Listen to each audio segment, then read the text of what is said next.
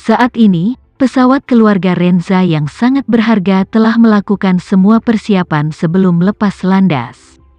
Setelah Tama melewati pemeriksaan keamanan dari saluran VIP dan naik ke pesawat, waktu menunjukkan pukul 6 pagi, waktu setempat, sementara Suriah 5 jam lebih lambat dari Indonesia saat ini, dan itu pukul 1. Di malam hari, Tama merasa Hamid mungkin tidak akan tidur sepagi ini, jadi dia menggunakan telepon satelit di pesawat untuk meneleponnya.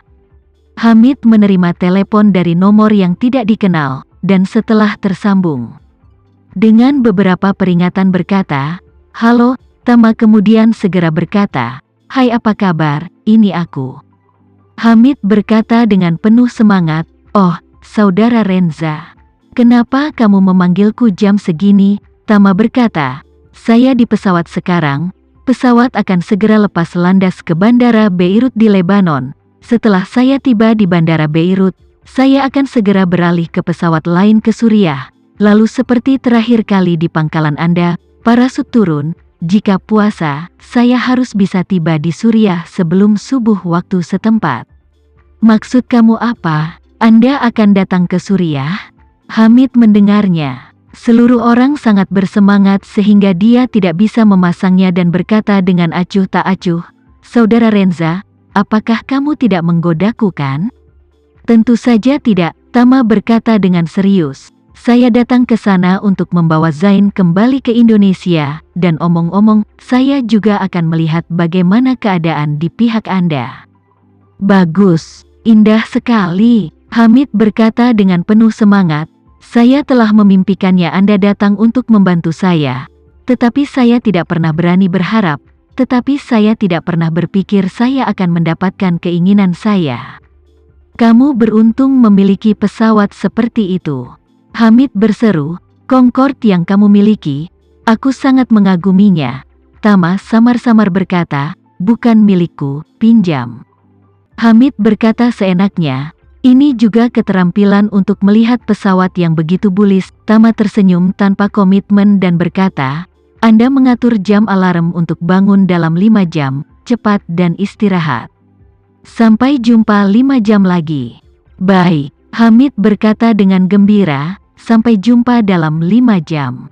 Segera, Concorde terbang lebih dari 10.000 meter ke langit di bawah matahari terbit dan menuju ke barat dengan kecepatan tinggi. Lebih dari 4 jam kemudian, Concorde mendarat dengan mulus di Bandara Beirut di Lebanon. Orang yang menunggu untuk menyambut Tama di bandara masih orang yang sama yang berada di bawah Maher Renza terakhir kali, Coki Han. Tama baru saja turun dari pesawat. Coki buru-buru maju ke depan dan berkata dengan hormat, "Tuan muda, Anda telah bekerja keras sepanjang jalan." Tama melambaikan tangannya, "Tidak perlu kerja keras.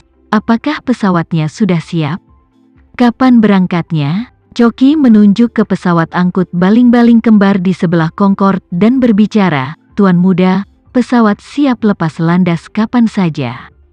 "Baik," Tama mengangguk, "seharusnya belum terlambat. Cepat dan berangkat." Coki buru-buru memimpin Tama menuju pesawat angkut itu, sambil berkata dengan sangat serius, "Tuan muda, situasi di Suriah sekarang telah sangat berubah sejak Anda datang terakhir kali. Tentara pemerintah sekarang telah merekrut lebih dari 10.000 elit front bencana alam dari luar negeri, dan telah berperang 2 atau 3 kali pulang pergi dengan Hamid, dan sekarang mereka telah sepenuhnya memblokir pangkalannya. Dan masih mempersempit pengepungan. Anda harus yakin untuk mengontrol arah saat Anda terjun payung, jangan menyimpang dari tujuan. Sekali Anda menyimpang, kemungkinan akan mendarat di kepala pihak lain." Tama mengangguk dan berkata, "Aku juga tahu."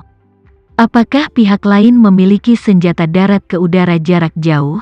Apakah pesawat pengangkut Anda yang terbang di atas kepala mereka akan terdeteksi oleh radar mereka?" Coki melambaikan tangannya dan berkata, "Jangan khawatir, mereka tidak memiliki radar anti pesawat, mereka juga tidak memiliki rudal permukaan ke udara. Satu-satunya sistem anti pesawat yang dikerahkan militer Suriah di berbatasan. Tidak ada pasukan oposisi di wilayah itu yang tidak memiliki pesawat bersayap tetap. dan mereka tidak dapat menggunakan sistem anti-pesawat semacam itu. Dan hal yang sama berlaku untuk front, mereka pandai dalam perang khusus dan tidak memiliki banyak senjata berat. Baik, Tama memuji, Tuan Han. Anda memiliki pemahaman yang sangat jelas tentang situasi di Suriah. Choki sibuk berkata, saya juga tahu bahwa Anda akan datang, Tuan Muda, dan untuk sementara menemukan orang dan bertanya berkali-kali pada malam hari. Choki tidak bisa tidak bertanya kepadanya, Tuan Muda, Tuan meminta saya untuk mengajukan pertanyaan kepadanya. Apakah Anda sudah membuat rencana untuk mundur? Sekarang di Suriah, mudah untuk masuk tetapi tidak mudah untuk keluar. Tama tersenyum percaya diri dan berkata dengan serius, jangan khawatir, aku punya rencana sendiri. Bagi Tama, jika dia membawa Zain keluar dari Suriah, hanya ada dua cara. Satu, adalah membawanya jauh-jauh untuk menyelinap keluar.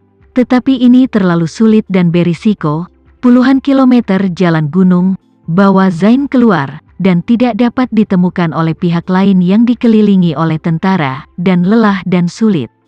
Yang lain, langsung membiarkan Hamid mengatur helikopter untuk terbang keluar.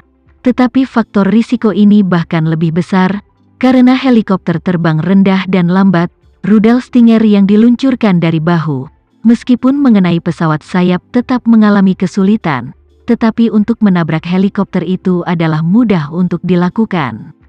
Jadi, dia memikirkannya dan merasa bahwa hanya ada satu cara yang layak untuk membawa Zain keluar, dan itu adalah menangkap komandan tertinggi lawan, seperti yang dia lakukan terakhir kali ketika dia membawa Melba pergi, dan kemudian menahannya untuk memerintahkan para pengikut. Ketika langit di timur Suriah hanya semburat putih perut ikan, Tama membawa parasut, melompat turun untuk kedua kalinya dari ketinggian ribuan meter. Hamid sedang menunggu di puncak gunung bersama Zain, yang masih terjaga saat ini.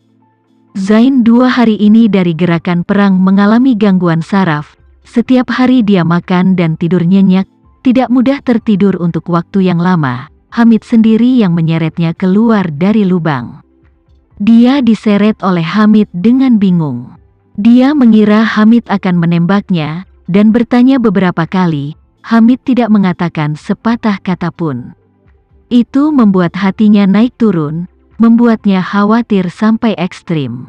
Melihat puncak bukit itu kosong, hatinya merasa berbulu dan tidak bisa menahan diri untuk tidak bertanya, Panglima Hamid, Anda membawa saya ke sini pagi-pagi sekali, apa yang ingin Anda lakukan ya? Hamid dengan tidak sabar berkata, kamu memotong omong kosong.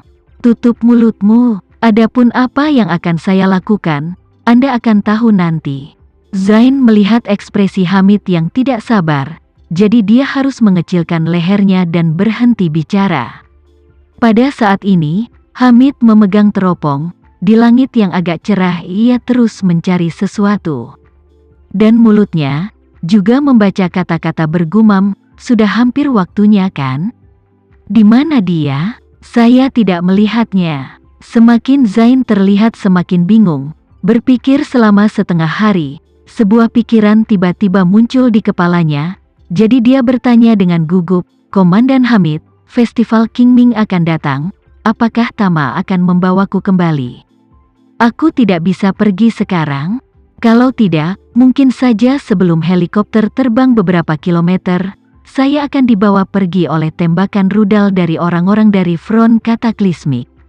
Faktanya, Zain baru-baru ini memikirkan masalah kembali ke Indonesia untuk Festival Qingming. Sebelum Front Bencana Alam menyatakan perang terhadap Hamid, dia berharap Festival Qingming akan segera datang sehingga dia bisa kembali ke negaranya lebih cepat.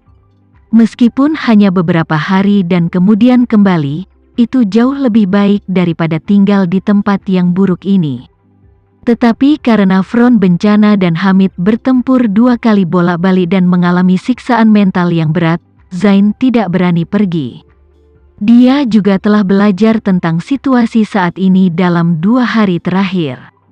Mengetahui bahwa pangkalan Hamid telah dikepung, dan mengetahui bahwa Hamid siap untuk berperang berlarut-larut dengan benteng yang kuat dan sejumlah besar cadangan strategis.